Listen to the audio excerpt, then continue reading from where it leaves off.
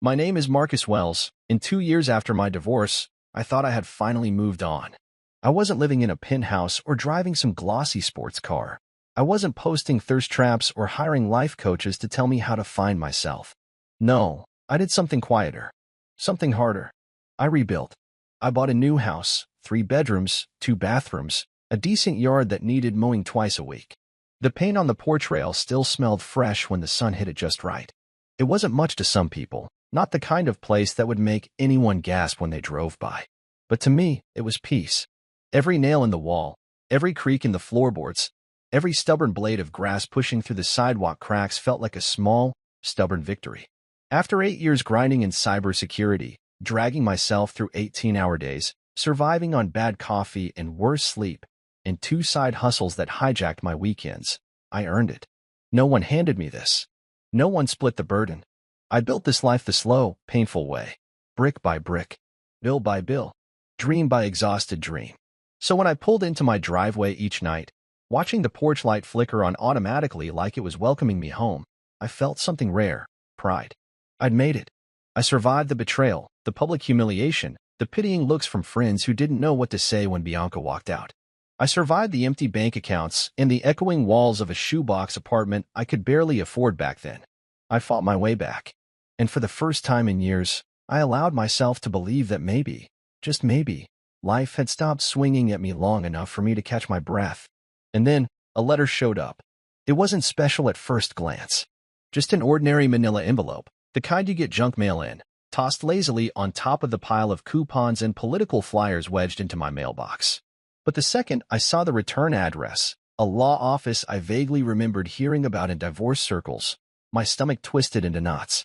I stood there on the front steps for a long minute, keys in one hand, letter in the other, the evening breeze tugging at the paper like it wanted to steal it away before I could open it. I should have tossed it into the trash right then. Should have pretended I never saw it.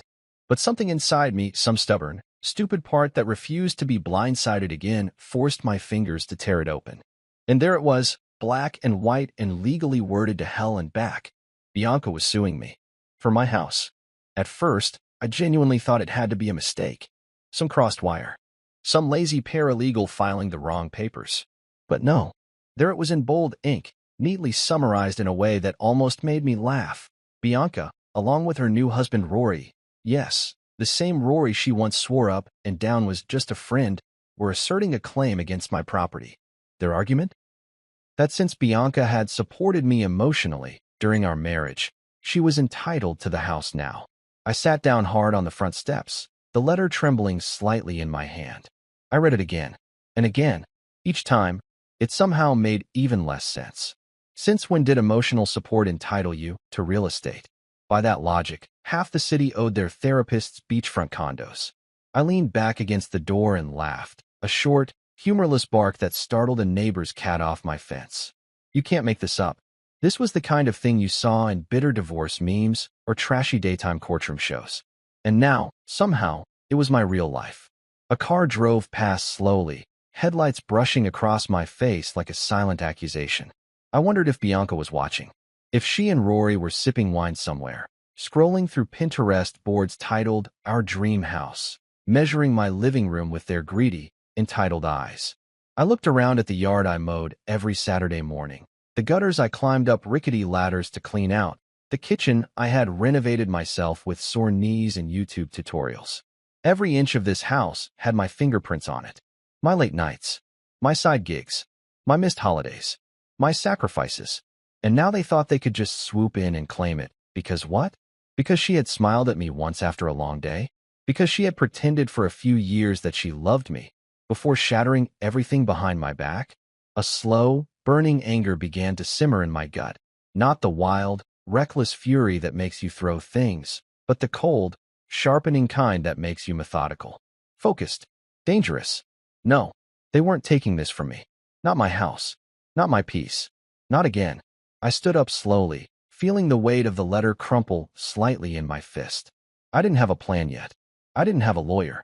But I had something stronger than paperwork or money or social media pity parties. I had the truth. I had the blood and sweat and stubborn resilience that had dragged me here, brick by stubborn brick. Bianca thought she knew me. She thought she could play the same old games and win by default. She was wrong. This time, I wasn't fighting for a marriage. I wasn't fighting for a reputation. I wasn't fighting for the right to keep pretending I was happy. I was fighting for something real, something I built alone, and I wasn't about to lose it now. Bianca and I were married for 6 years. 6 years of intertwined dreams and whispered promises. 6 years of building what I thought was a life, a future, a partnership. She was charming in that effortless way that made people lean in when she spoke. Elegant without trying, the kind of woman who could make sipping a cheap latte look like high art. But beneath that soft smile, beneath the perfect hair and the perfectly rehearsed laugh, there was something else. Something colder. Something sharper. I didn't see it then. Or maybe I did, and I just chose to ignore it because love has a way of blinding you to the edges of things you don't want to admit are there. During our marriage, I worked days and studied nights, pushing myself until my body ached and my mind buzzed with exhaustion. I juggled contracts and certifications, built security systems for companies who didn't even know my name, just to climb another rung up the invisible ladder. Meanwhile, Bianca hosted dinner parties. She laughed in glittering kitchens with women who wore rings that cost more than my car. She spun our life into a story she could post online, snapshots of wine glasses clinking, sunsets from vacation spots I could barely afford to take her to, always angled to look a little more glamorous than the reality underneath. I told myself that was love. That was teamwork. I worked. She polished. I carried the load. She made it look lighter. We were a team, right? A unit. But when the divorce came, it peeled all those illusions back with a cruelty that left me raw. I didn't fight for much. Maybe I should have. Maybe I should have dug in, demanded every last asset, every last scrap of recognition for the years I'd poured into us. But honestly, I was tired. Tired of the coldness that crept into our bed. Tired of the hollow conversations that felt more like negotiations than confessions. Tired of being a background character in the life she curated for public applause. I didn't want the car. I didn't want the furniture. I didn't even want the nice wedding china we barely used. I just wanted my name back. My peace. And the small savings account I'd quietly started when I realized, deep down, that not every marriage lasts just because you desperately want it to. I'd hidden that money because some part of me had known. Some stubborn corner of my soul had prepared for the day when love wouldn't be enough to keep us together. Bianca, of course, moved on with breathtaking speed. 2 weeks after the ink dried on the divorce papers, she was living with Rory. Rory, just a friend. Rory, who used to come to our parties and stay too long, laughing too loudly at her jokes, always standing just a little too close. I used to tell myself I was imagining it. Paranoia bred from insecurity. Funny how hindsight clears the fog. While they posted vacation photos from Aruba and smiled over beachside cocktails, I was unpacking hand-me-down furniture into a shoebox apartment that reeked of old paint and broken dreams. I slept on a mattress on the floor for the first month because I couldn't afford a bed frame and groceries at the same time. I didn't post about it. I didn't update my status. I just got to work. Slowly. Quietly. Every weekend. While they partied and hashtagged their new beginnings, I studied mortgage rates. I built credit. I hustled for freelance jobs. I learned how to fix leaking sinks, patch drywall, unclog gutters. I spent my Friday nights in hardware stores, not bars. I spent my Sundays budgeting, not brunching. Brick by brick, I laid the foundation for a life that didn't need an audience. And now they wanted to take that from me too? I sat at my kitchen table that night, the same table I'd bought secondhand and sanded down myself, staring at Bianca's legal papers spread out like an accusation. My fingers curled into fists on the worn wood. Part of me wanted to scream, to rage against the unfairness, the audacity of it all. But another part of me, the part that had carried me through those dark apartment nights, stayed eerily calm. They didn't want the house because they needed it. They wanted it because it was a symbol. Proof that I hadn't crumbled without her. Proof that I had built something real while they chased after curated happiness. They wanted to claim the fruits of a harvest they had abandoned. Bianca used to joke that I was too stubborn for my own good. She wasn't wrong. I was stubborn. But that stubbornness had rebuilt my life. It had paid for the roof over my head.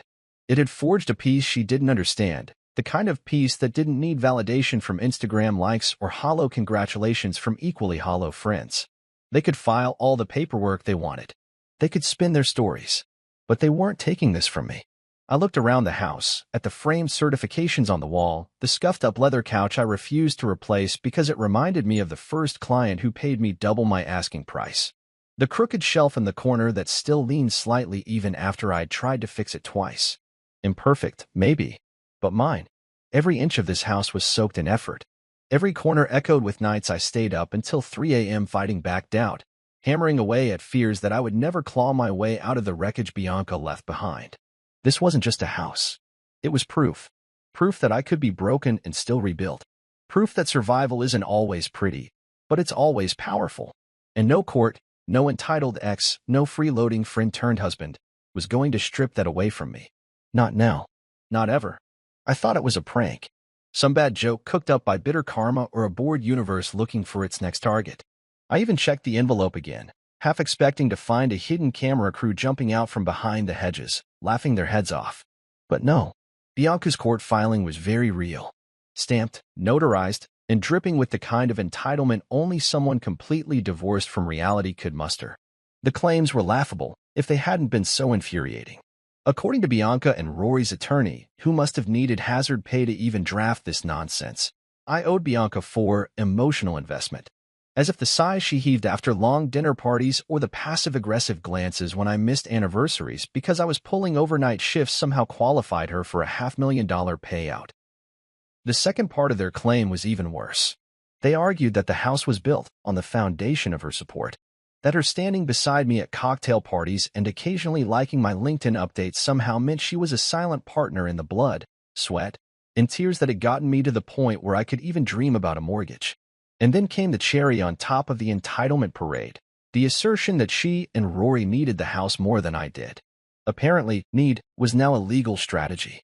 According to their filing, starting a YouTube channel about manifesting real estate dreams hadn't worked out quite the way they'd hoped. Rory was unemployed again. Bianca was dabbling in intuitive coaching and chakra realignment sessions, neither of which paid much beyond vague promises and Instagram followers. Their lawyer, some poor soul named Mr. DeWitt, must have drawn the short straw, because tucked inside the documents was a settlement offer, so absurd that I actually laughed out loud when I read it. They proposed that I transfer full ownership of my house to them, continue paying the mortgage for a year to ensure a smooth transition, and issue a public apology acknowledging their role in my journey to success. I laughed so hard I dropped my coffee. It splattered across the counter, dripping down the cabinet door in long brown rivulets. But I didn't care. I sat down at the kitchen table, clutching my sides, the kind of deep, bitter laugh that left me gasping for air. I imagined Rory and Bianca sitting in their shabby apartment, the one they posted carefully cropped photos of to hide the peeling wallpaper, nodding seriously as they plotted their next move. Imagining themselves marching triumphantly into my house, tossing my life into garbage bags, and redecorating with second-hand vision boards and crystal diffusers. The audacity was staggering. I wiped the tears from my eyes, from laughter or rage, I wasn't entirely sure, and reread the letter. Every word oozed entitlement. Every paragraph twisted reality into some grotesque carnival mirror reflection where they were the heroes and I was the villain who had cruelly hoarded my shared success. No mention, of course, of how many nights I worked double shifts while Bianca shopped online for vacation packages. No mention of the times I skipped sleep to tutor her through community college classes she eventually dropped out of. No mention of how many friends I lost because I had to pick between building a future and keeping up appearances. Just a one-sided fairy tale where Bianca and Rory deserved the happily ever after at my expense. I leaned back in my chair, staring at the ceiling fan spinning lazily overhead. I could feel the anger settling deep inside me, not as an explosion but as something slower, heavier. A molten certainty that hardened with every second I thought about what they were trying to do. This wasn't just an insult. It was a declaration of war. And if they thought I was going to roll over and let them take what I had built with my own battered hands, they were even more delusional than I'd given them credit for. They didn't understand what this house meant. It wasn't a trophy or a stepping stone. It wasn't an Instagram-worthy backdrop for fake smiles and hollow promises. It was the battlefield where I had fought and won against the version of myself that once believed I wasn't enough on my own. Every mortgage payment I scraped together. Every leaky faucet I fixed at midnight. Every corner I painted with hands so tired I could barely grip the roller. It was all a rebellion against the life they left me in, against the helplessness they expected me to drown in. And now, they wanted to snatch it away because their get-rich-quick schemes had fizzled out? Because they realized chasing internet fame didn't pay the bills? Not a chance.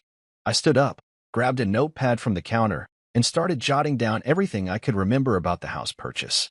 Dates, receipts, conversations. I pulled out the manila folder where I kept the mortgage papers. The title was solely in my name. Bianca had never signed a single document, never put down a single dime. Facts, evidence, reality. They were going to need more than entitled fantasies to take this from me. They had started this parade of foolishness. I was going to make sure it ended exactly where it deserved, in a dead end. I couldn't afford the lawyer I wanted, the kind with mahogany desks and 3 last names engraved on the door. Those guys didn't even blink for less than $5,000 just to look at your paperwork. I did the math twice, looked at my bank account, and realized that if I went that route, I'd end up bankrupt even if I won. No, if I wanted to survive this, I had to fight smarter. And no one knew my financial history better than I did. Not Bianca, not Rory, not even the sleazy lawyer they dragged into this circus. So I got to work. The kitchen table became my war room. I cleared off everything, the coffee mugs, the half-read novels, the bowl of keys and receipts, and laid out my battle plan. First, the pay stubs. Years worth of them, some so faded it took squinting under a lamp to make out the numbers. I arranged them chronologically, lining up the steady climb of my income like little markers on a trail I had carved by sheer stubbornness. Every late night, every early morning, every missed weekend getaway, it was all right there in black and white. Then came the mortgage documents. I found the original application, filled out, signed, notarized, and flipped through each page until I landed on the most important one, the title deed. My name. Only my name. Bianca's signature was nowhere to be found, no matter how much she and Rory wanted to rewrite history. I took a yellow highlighter and dragged it across the document, thick and bold, like a shield. Next were the bank statements. I dug deep, going back years, finding the transfers I'd made from my personal savings account before we ever married. The account I had opened after my first major contract job, the one I kept separate because even then, some part of me knew I needed to protect a piece of myself. I printed copies, highlighting the dates, all pre-marriage. Untouchable. And then, maybe most satisfying of all, the emails. Bianca had been careless, back when she still thought she had the upper hand. I found them buried in an old folder, emails she'd sent during the divorce, laced with casual cruelty. Lines like, "You'll never make it without me," and "You don't have what it takes on your own." I smiled grimly as I printed each one. I didn't need to twist her words. I would let them speak for themselves. By the time midnight rolled around, the table was a fortress of evidence. Paper towers. Chronological receipts of my survival. I sat back in my chair, exhausted, but sharper than I had felt in days. I wasn't going to outspin Bianca and Rory. I was going to outprove them. Still, a knot of unease twisted in my gut. I knew Bianca. I knew how she operated when things didn't go her way. Charm first, then guilt, then manipulation. And when all else failed, escalation. She didn't like losing quietly. I found myself glancing toward the windows more often, listening for unfamiliar cars pulling up to the curb, watching shadows stretch too long across my porch at night. Maybe it was paranoia. Or maybe it was the small voice inside me that had kept me alive this long, whispering, "Be ready." The next morning, I went to the hardware store and bought security cameras.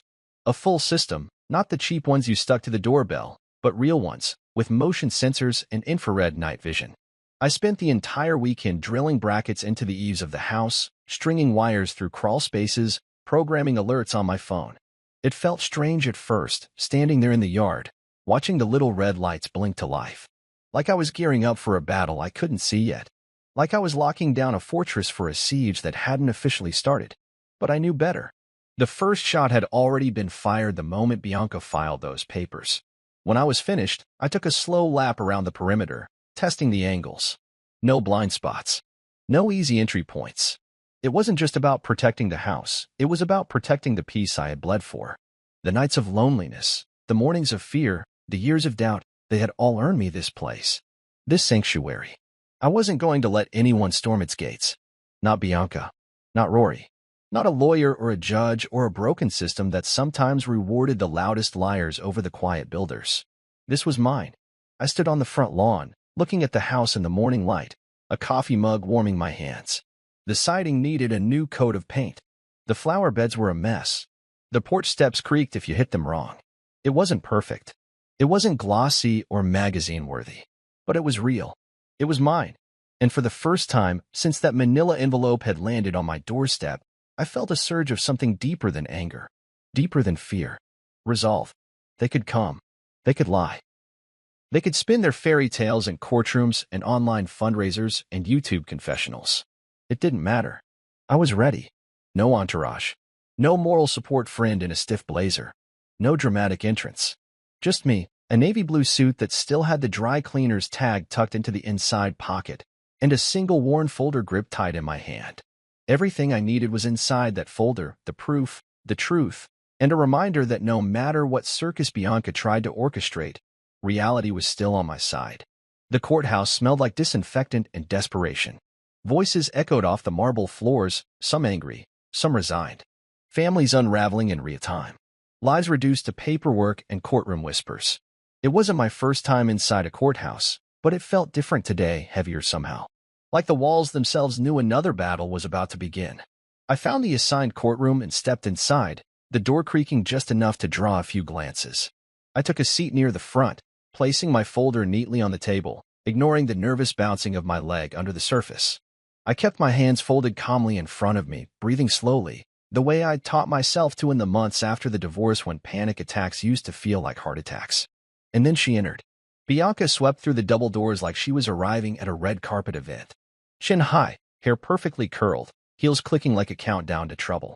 Beside her, as smug and self-satisfied as ever, was Rory, wearing a tight polo shirt, shiny loafers, and an expression that made my fist clench under the table. Completing the tragic parade was their lawyer, a thin, twitchy man who looked like he regretted every life choice that had led him to representing these two clowns. I caught the look Bianca gave me, part pity, part triumph. Like she was already calculating which wall she'd hang her stupid boho tapestries on after they stole my house. Rory actually had the nerve to wave at me. Not just a nod or an awkward smile, but a full, cheery wave like we were old college buddies meeting for brunch. My jaw locked, but I didn't move, didn't react. They wanted a show. I wasn't giving them one. Then I noticed their shirts. Matching, bright white t-shirts under their jackets, with bold navy letters spelling out Family Reclamation Project. I blinked. I honestly thought my exhaustion was playing tricks on me. But no. Bianca pulled off her blazer to show hers off fully, beaming like she was at some charity gala for lost causes. A few people sitting in the courtroom snickered. Even the bailiff glanced away, probably to hide a smirk. I sat perfectly still. I wouldn't let them drag me into their sideshow. Finally, the judge entered, a stern woman in her 50s with silver-streaked hair pulled into a no-nonsense bun. She wore an expression that said she had seen every flavor of human pettiness imaginable and was already unimpressed. "All rise," the bailiff barked. We stood, the ritual feeling strangely heavy. The judge glanced over the docket, flipping through paperwork with the kind of efficiency that told me she wasn't about to suffer fools today. We sat again, the chairs groaning in protest. I adjusted my tie, focusing on the folder in front of me, letting its quiet presence center me. Bianca stood dramatically, walking toward the judge's bench with her lawyer at her side. She placed her hand over her heart, like she was about to pledge allegiance, and began her speech. "We are here today not out of anger," she said, her voice trembling just enough to sound rehearsed, but out of a desire for fairness, for recognition, for restoration. I stared straight ahead, unmoving. She painted herself as the sacrificial lamb, the tireless, devoted wife who had poured her heart and soul into my success. She spoke of late nights spent comforting me during job losses never happened, of financial sacrifices she made, also a lie, she never worked a day during our marriage, and of how Rory had lovingly encouraged her to finally seek what she was rightfully owed. The words washed over me like static. Empty. Meaningless. Then Rory took the stand. I honestly wasn't sure if they planned for him to speak, but there he was, grinning like he was auditioning for a reality show. He babbled about building community and shared dreams and how true family means not holding on to things out of bitterness. I almost laughed when he said, "We're not asking for much. Just a chance to reclaim what was nurtured through love." The judge's eyebrow twitched, just once, but it was enough to make my chest loosen slightly. Finally, my turn. I rose quietly, walking to the center of the courtroom with nothing but my folder. No tears. No theatrics. Just the facts. I laid out the documents with steady hands, Mortgage in my name only. Savings account established years before the marriage. Pay stubs documenting the entirety of the mortgage being paid by me alone. Email printouts with Bianca's own words mocking my ability to survive without her. Each piece stacked cleanly, methodically, like stones building a wall between me and their fiction. When I finished, the courtroom was silent. Bianca shifted uncomfortably in her seat. Rory glanced at their lawyer, who was furiously scribbling notes that I knew wouldn't save them. I met the judge's gaze, steady, unflinching. And for the first time since this mess started, I realized something powerful. I wasn't standing here trying to prove I was innocent. I was standing here showing the world that their lies couldn't erase my truth. Their lawyer tried to spin gold from sawdust. He stood there, all tailored suit and feigned sincerity, weaving a story so detached from reality it was almost impressive. He spoke about joint effort and sacrificial womanhood, like Bianca was some war widow who had kept the home fires burning while I marched off to build an empire. He gestured dramatically toward Bianca, as if the court was supposed to see a halo glowing over her head instead of the gleam of entitlement in her eyes. I watched, arms folded, unmoved. Then came the scrapbook. I nearly choked. Bianca's lawyer introduced it like it was a sacred artifact, a large, glitter-covered monstrosity labeled, "Our Journey," in bubbly cursive.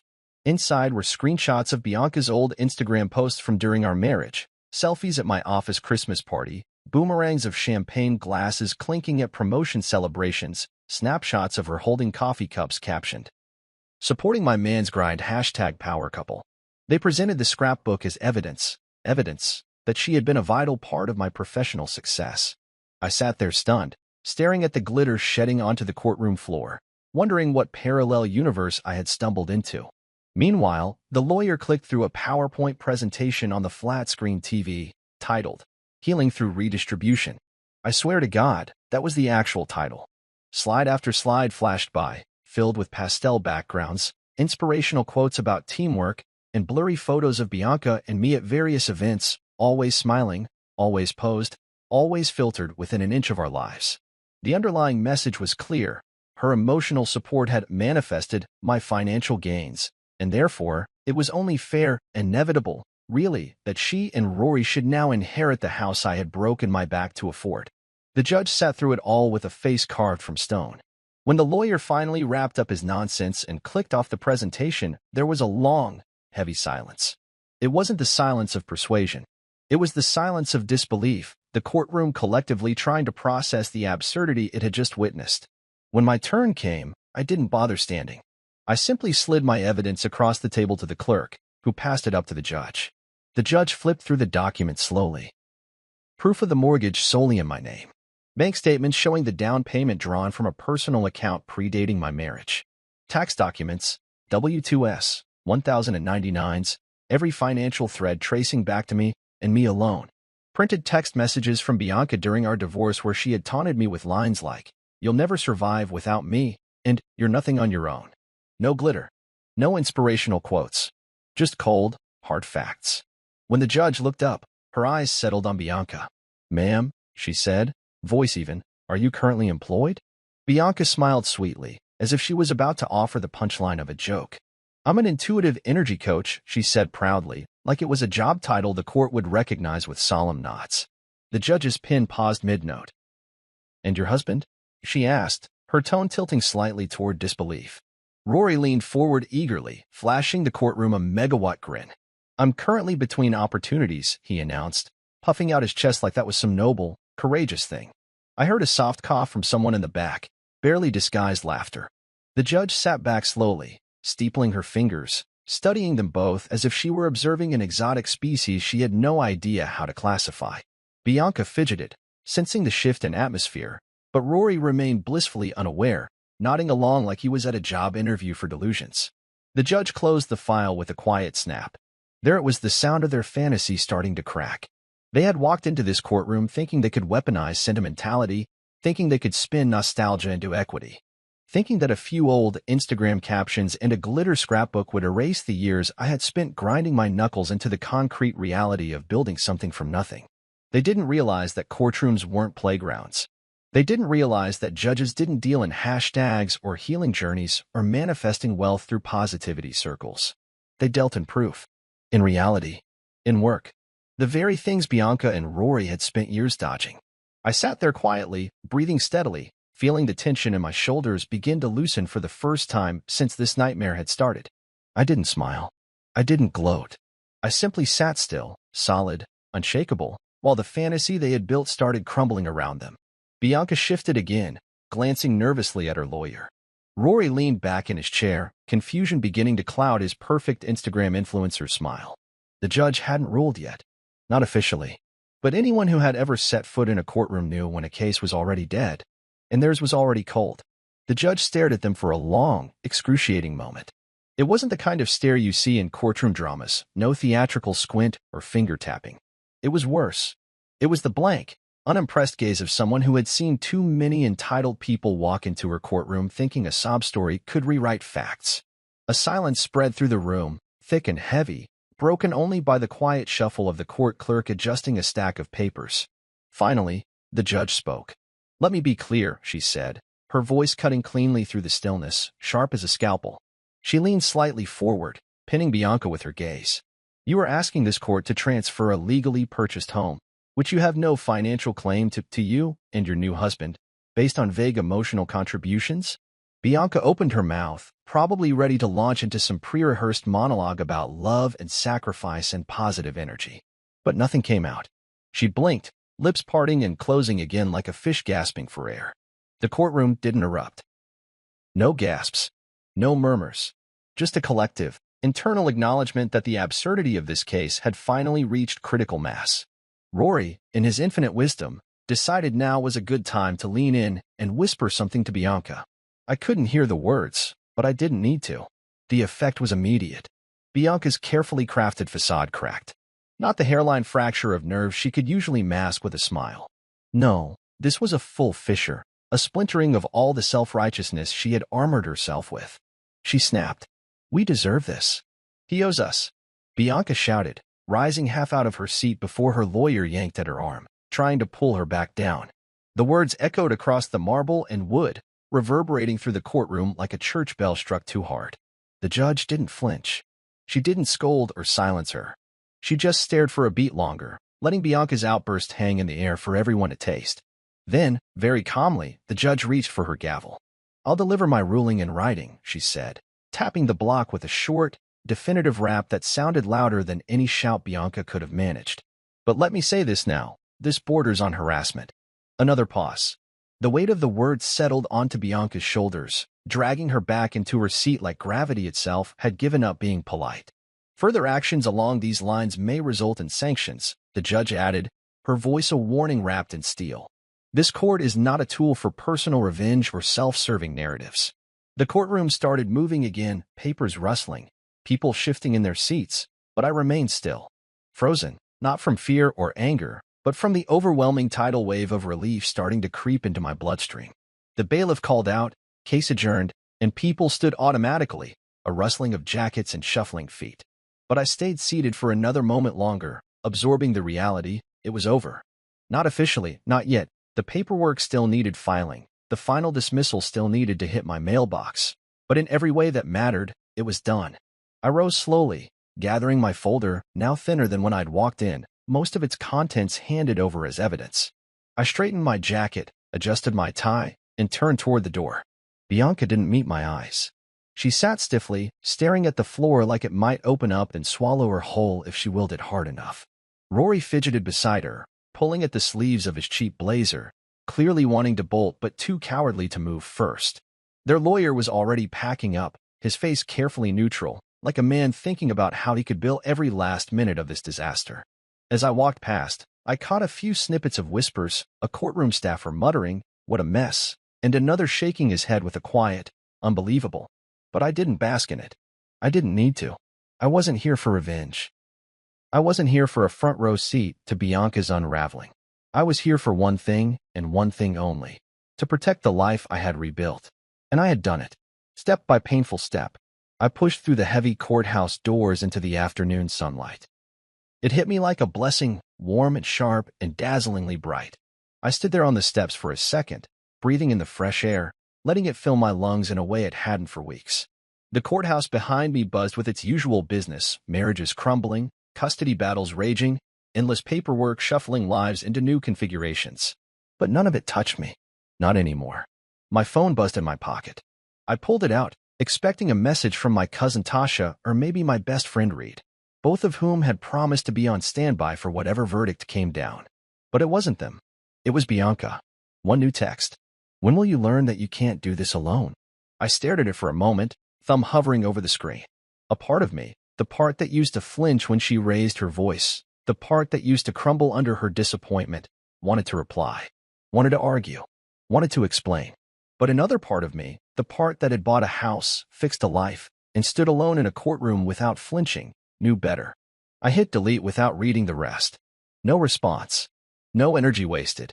I slid the phone back into my pocket and started down the steps, each footfall feeling lighter than the last. Behind me, the courthouse doors swung shut. Ahead of me, the road stretched open, waiting. And for the first time in years, I didn't feel lost. I felt free. 5 days later, the letter arrived.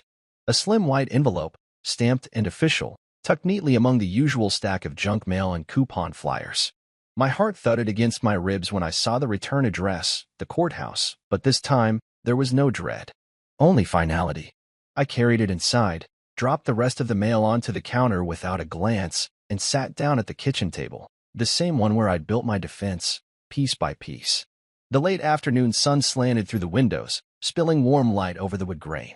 I took a breath, slid a finger under the envelope flap, and tore it open. There it was, clear and mercifully brief. Petition denied. No legal merit. Potential abusive process. I read it once. Twice. Letting the words settle, rooting them into my chest like anchors. It was over. Truly over. I leaned back in the chair, staring up at the ceiling with a slow, growing smile. It wasn't a whooping victory, not the kind you jump up and down for or blast through speakers. It was quieter than that. Deeper. A hard-won kind of peace, stitched from exhaustion and stubbornness in the simple, immovable truth. I folded the letter carefully, slipping it into a drawer alongside the mortgage documents and a few old pay stubs I hadn't had the heart to throw away. Proof of everything I had built. Proof that no one, no matter how loudly they lied, could take this life from me. Bianca's response was as predictable as the sunrise. Within 24 hours, she launched a GoFundMe page. Help us recover what's rightfully ours, it pleaded, splashed with a heavily filtered picture of Bianca and Rory posing outside some random, oversized house. Definitely not mine. The description was a masterclass in emotional manipulation, tales of betrayal, injustice, spiritual wounds, and the cruel, heartless ex-husband who had stolen their dream. I laughed when I saw it. I couldn't help it. The sheer audacity was almost admirable, but not everyone bought it. My cousin Tasha, God bless her, must have caught wind of it before I even did. By the time I checked the page again 2 days later, it was already flagged for fraud and taken down. A small corner of justice, swift and satisfying. Still, Bianca wasn't one to go quietly into the night. 3 nights after the dismissal letter, I was sitting in the living room, half watching a basketball game and tossing a ball lazily for Luna, the German shepherd I had adopted a few months back, when my phone buzzed. Security system alert.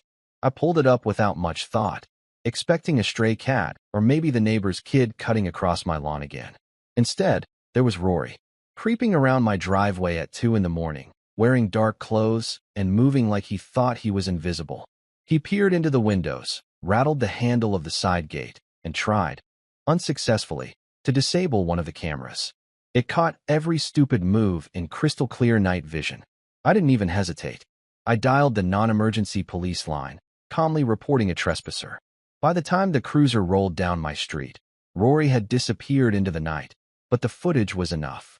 I filed a police report first thing the next morning, and I made sure a copy of that report was quietly submitted to family court, just in case Bianca or Rory got any more bright ideas. I didn't broadcast any of it. I didn't post vague, victorious statuses on social media. I didn't rant or rage. I simply handled it, methodically, like patching a leak or replacing a lock. This was my life now, not a battlefield, not a circus, just mine. I sipped my coffee on the front porch the next morning while Luna nosed at the dew-wet grass, my phone buzzing quietly with updates from the security app. Every ping was a reassurance. The fortress held. The life I had rebuilt stood steady. Bianca could rage.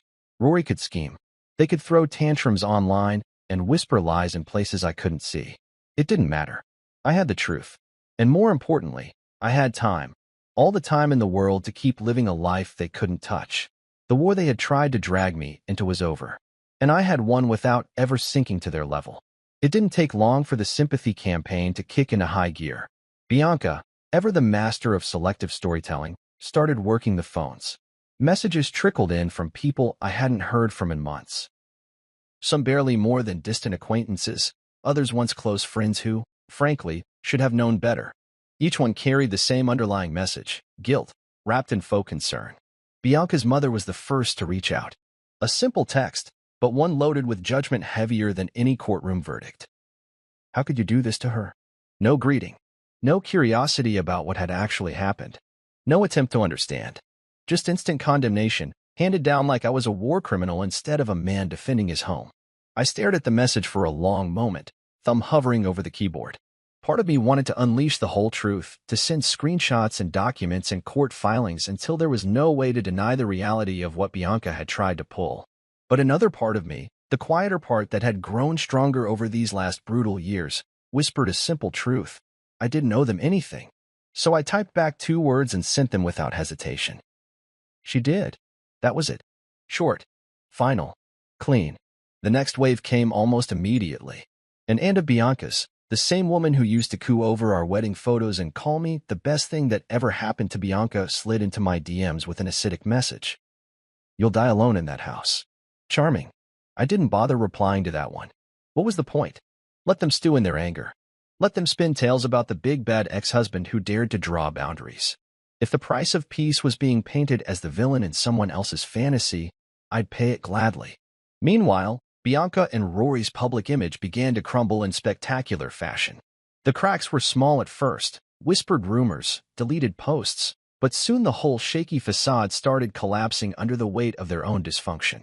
I didn't even have to look for it. Friends, coworkers, even casual acquaintances started sending me screenshots, unable to resist the slow-motion car crash happening in real time.